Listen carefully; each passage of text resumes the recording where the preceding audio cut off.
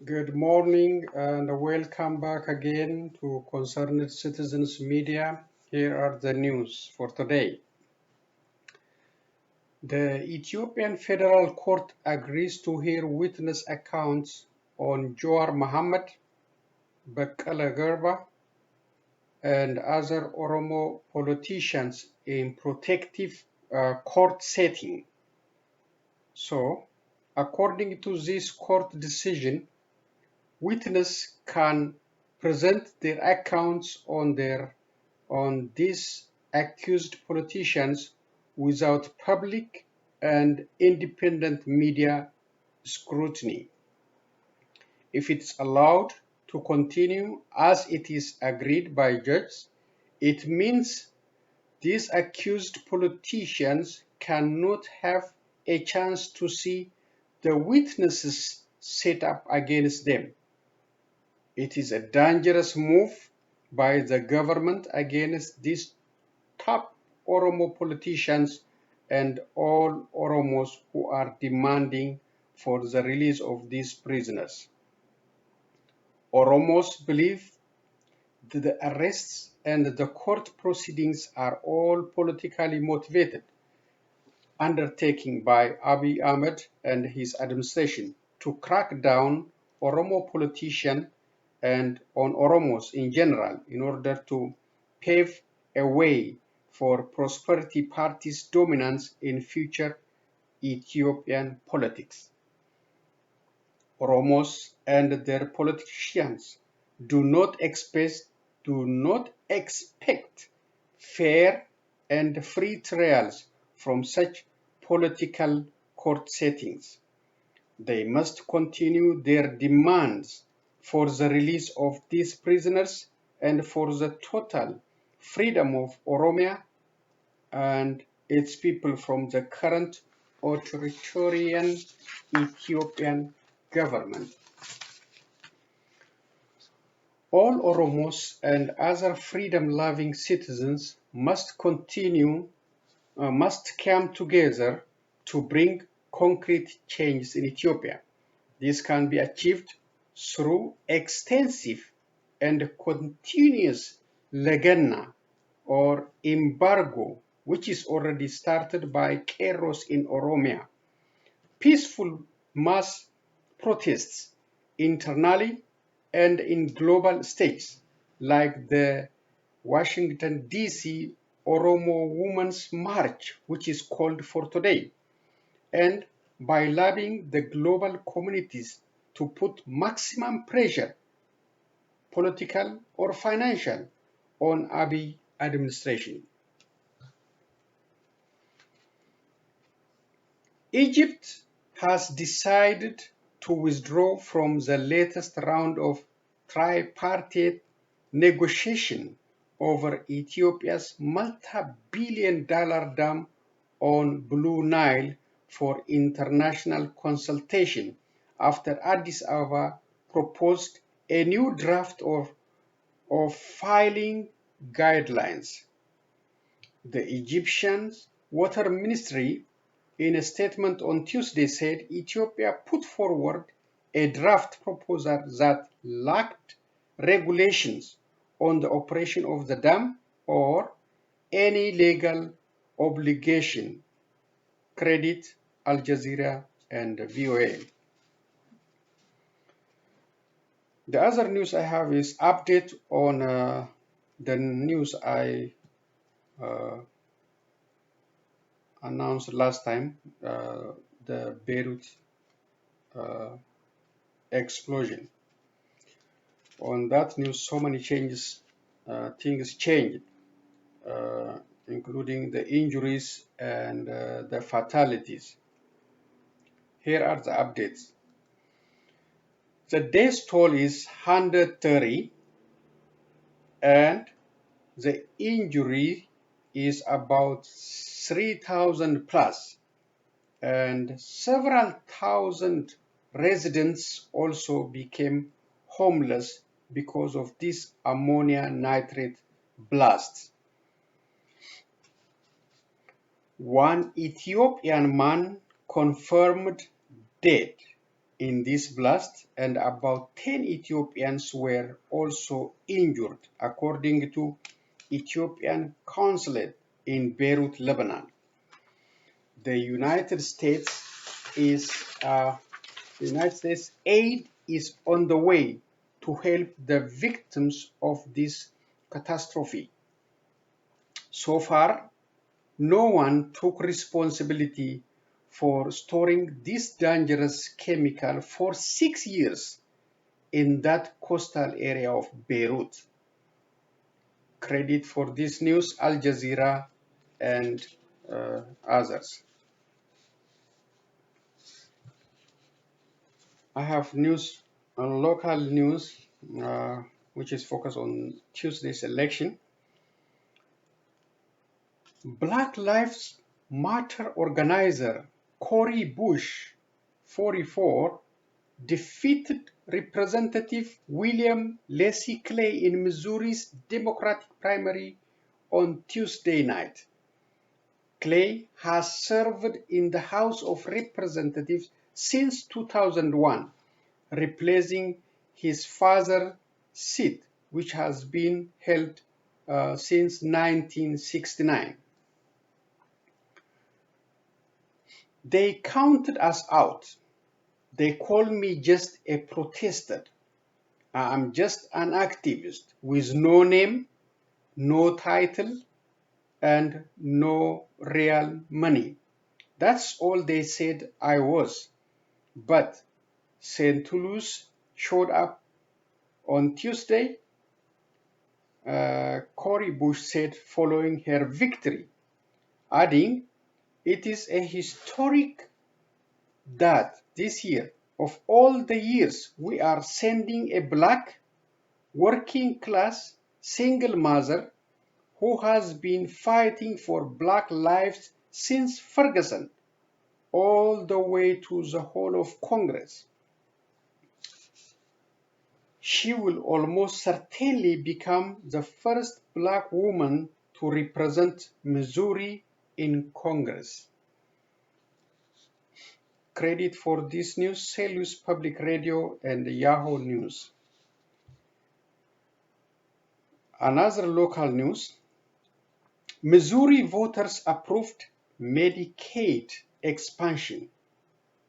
As a result, 230,000 low-income Missourians would have Medicaid access despite the strong opposition from Republican political leaders. Missouri now joins 37 other states that have already expanded their federally subsidized health insurance program. This decision will mean adults between the age of 19 and 65 whose income is at or below 138 of the federal poverty level will be covered. As of this year, that amount is $17,608 for an individual and $36,156 for household of 4.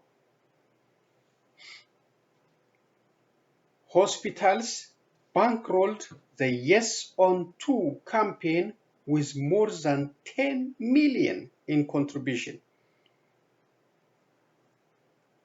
The Republican governor of Missouri, Mike Parson, said, "I don't think it is time to be expanding anything in the state of Missouri right now.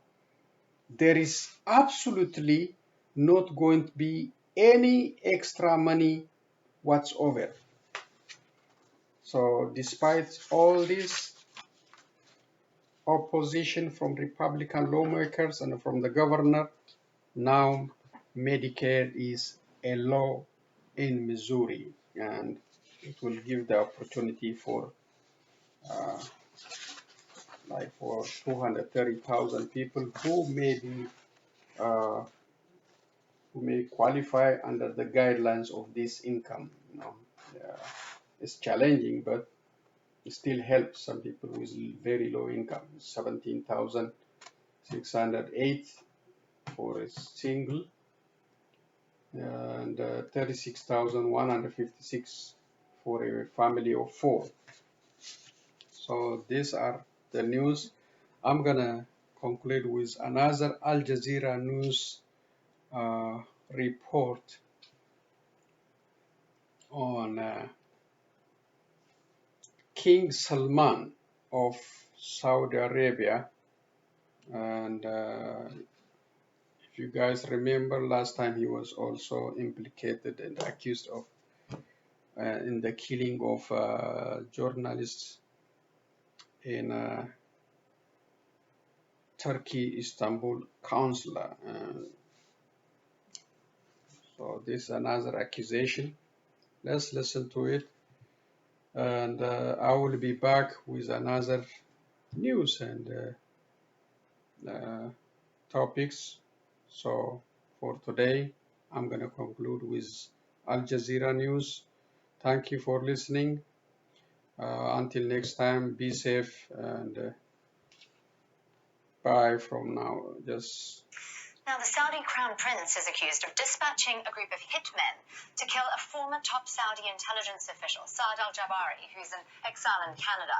Now, the allegation has been revealed in a lawsuit filed by al-Jabari in Washington, D.C. The hitmen were allegedly sent by Mohammed bin Salman just days after journalist Jamal Khashoggi was murdered inside the Saudi consulate in Istanbul in October 2018. Now, they failed to get past the borders at Toronto's airport, but the lawsuit alleges that al-Jabari's life remains in dire peril. Al-Jabari is seeking damages from the Crown Prince for allegedly orchestrating an attempted judicial killing and for violating international law. Well, for more, let's now speak to our correspondent Mike Hanna, who's in Washington, D.C. Mike, just what do we know about what's in this lawsuit? Well, along with what you said in the introduction there, the case has been issued here in the district court in D.C. Saad al-Jabari was believed to have had strong connections to U.S. intelligence. He served as a senior official in Saudi Arabia for a long period of time and then left that country back in May 2018 and went to Turkey first and then Canada, where he took up residence.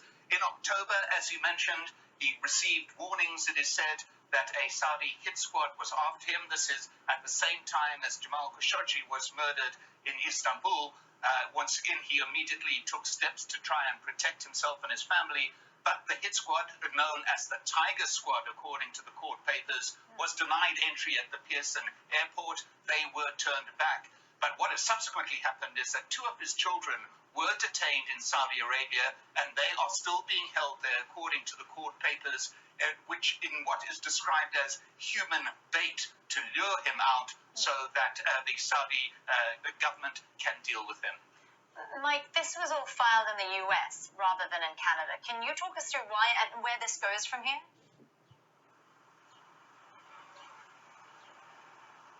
Well, it's been filed in the US predominantly because of al-Bari's ties to US intelligence. Also, in his court papers, there is a lot about Saudi-US relations, which does have an immediate context in terms of being filed here in Washington, D.C. But what he is doing is seeking unspecified damages from the Crown Prince, and certainly this is going to be a long case. Obviously, the Crown Prince is going to deny these allegations, as will his legal representatives.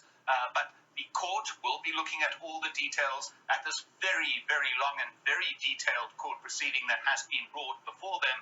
Al-Bari, as I said, seeking some form of unspecified damages from the Crown Prince for potential injury to himself and, of course, an injury that has already happened to members of his family, according to the court filings, remembering, as I said, that 2 of his children are still being detained in Saudi Arabia.